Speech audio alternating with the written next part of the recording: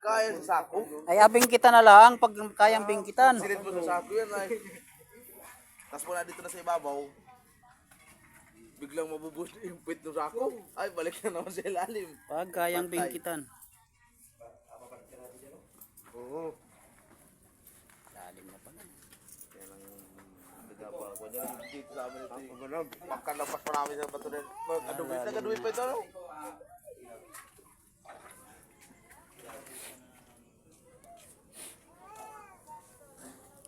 Natsambahan pa yung mga bato na yun. Walang bato nga nasa ibabaw. Naya naman sa ilalim. Yan talaga ikon, dito katulad dito eh. Gaya na rin yan. Puro pa itong ilalim. Bigat niyan. Binasag yun. Tanya mo yan. Ya, ba't talaga din yun? Oh, pinilit lang yun. Iwinon ay yung isang puso kong...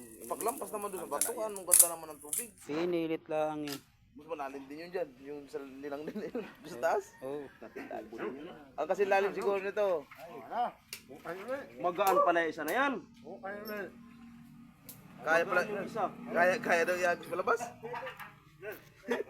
Apply ka. Ay, sigaw ka nung mabuklasay. Woo!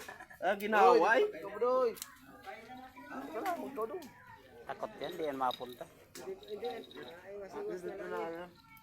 Kasama na nga yung paglalim. Gigilid-gilid yan. Sabi kayo, tahagis palabas. Kung may malaking lubid, madali yan yung kabli. Bunit yan. Ay, bagay kaya laiso.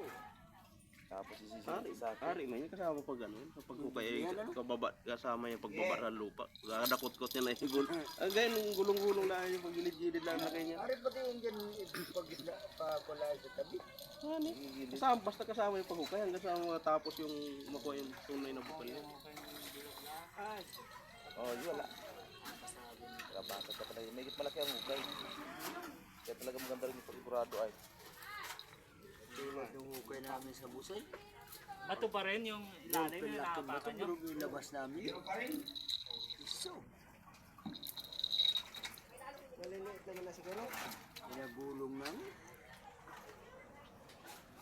Ay, pag puro bato yan, no choice ko dyan. Magkapasok kayo yan. Wala kayong papagilidan yan ay. Alipat na, yung hukay. Makupuno ng butas kalilipat ng kwan. Abuhatin. Pag may bato na. Buhangin na yan. Yan ang mahirap dyan eh, may bato. Ya. Lalaki pa naman.